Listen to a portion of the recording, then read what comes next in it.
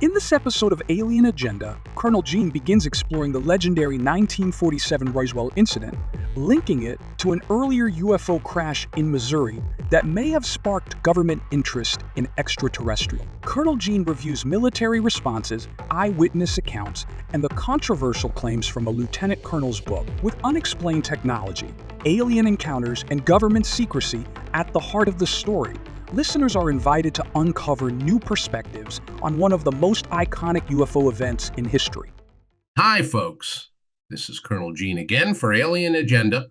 We're going to begin looking into the most well-known UFO incident, Roswell, around the 4th of July, 1947.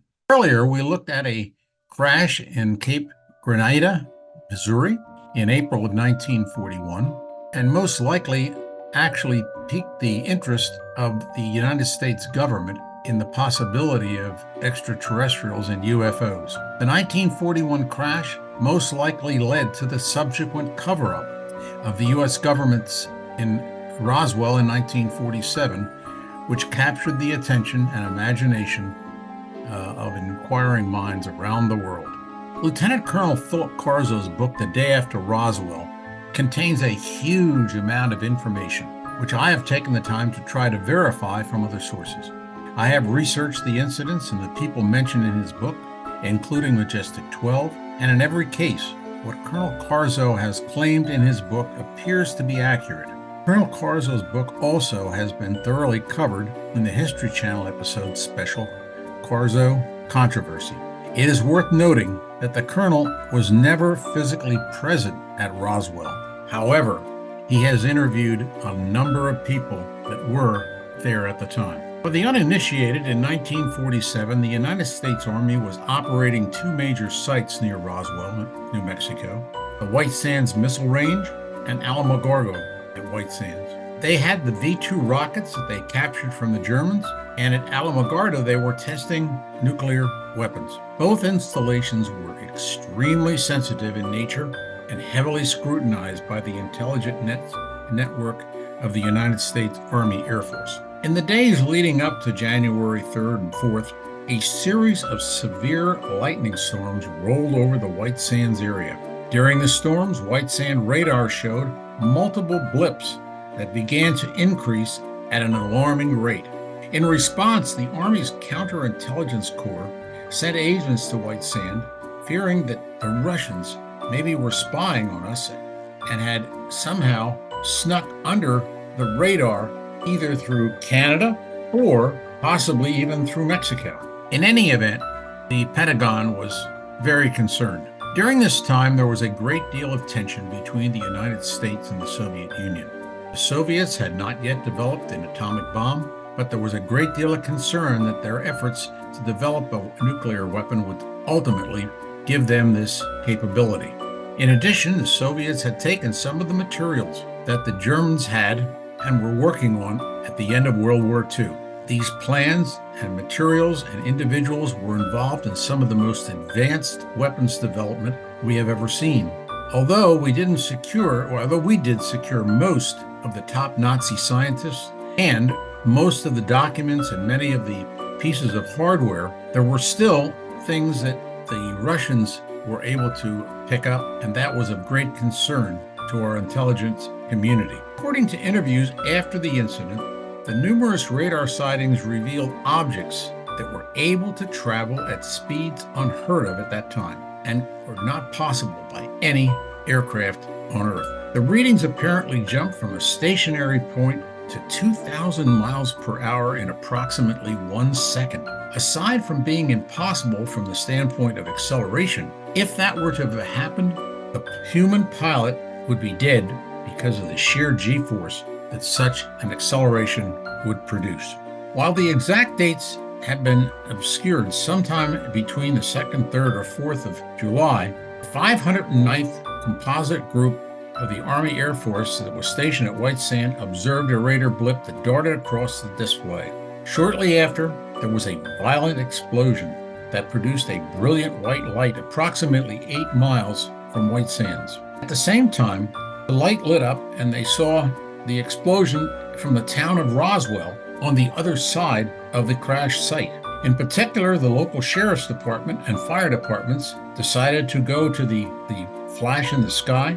The CIC at White Sands immediately mobilized and notified the base commander, Colonel William Blanchard, of the incident. Colonel Blanchard immediately dispatched this counterintelligence unit together with a full recovery team, trucks, flatbeds, and military police. A full complement was sent immediately to the crash site. Separately, the Roswell Sheriff and Fire Department sent their teams toward the explosion from the other side, knowing the military would likely meet them in the middle. They were correct, however. The military contingent arrived a little before the Roswell locals. By the time they arrived, the Army Air Force had already coordinated all the area around Roswell and told the civilians from Roswell to stay behind the lines and not approach the crash site. However, one member of the Roswell Fire Department located debris that seemed to be from the crash site. The unknown firefighter picked up a piece, wrapped it in a cloth,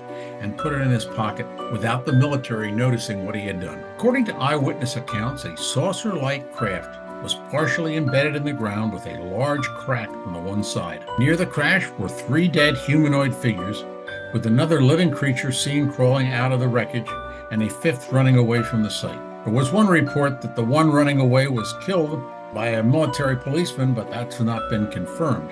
The military recovered immediately the wreckage and began putting the pieces on trucks and put the body of the aircraft on a flatbed and covered it with a tarpaulin. The civilian respondents still at the site were ordered to forget all that they had seen and that this never happened, and they were to never speak about it with anyone. Already the military response at Roswell was very similar to what we saw in the 1941 crash in Missouri. Shortly after the incident, Lady Sloppy, who worked at KOA Radio in Brunswick, New Mexico, received a call from the regional manager of the radio station, John McBoyle. He reported the Roswell crash to Schleppe. Not long after getting the call, Mr. Boyle, Schleppe received a call from the FBI, ordering her to cease any communications about Roswell. Despite the FBI's best efforts, the local newspaper, the Roswell Daily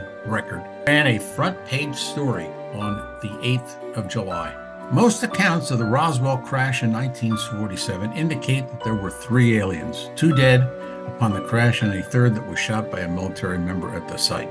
However, the account of Corpsman Matilda O'Donnell McClary, a member of the Army Medical Corps assigned to the 509th Bomber Group, claims one alien was alive after the crash. The corpsman went on to say that she had accompanied the intelligence officer, Sheridan Cabot, to the site. Upon her arrival at the crash site, she discovered this one alien that was still alive. This alien was similar to the others and was about 4 feet tall, long arms, thin arms, and an enlarged head with big black eyes. The being also had 3 fingers on each hand and was in color. As the corpsman examined this alien, she became aware that it was trying to communicate with her using mental images.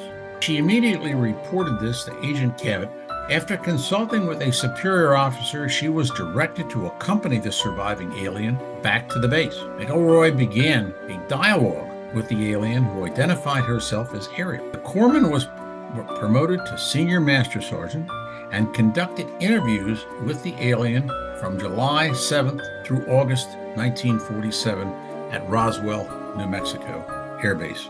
At this point, folks, I have decided to use the technique that they do on TV, where they come to an episode and leave you hanging until the next session. Please join me on Alien Agenda and see some of what the corpsman learned as she interviewed the alien that survived the Roswell crash. I hope you enjoyed today's visit and that you will listen to the next episode and find out just what happened as the corpsman interviewed the surviving alien. Please let your friends know about my podcast, and until the next time, be safe.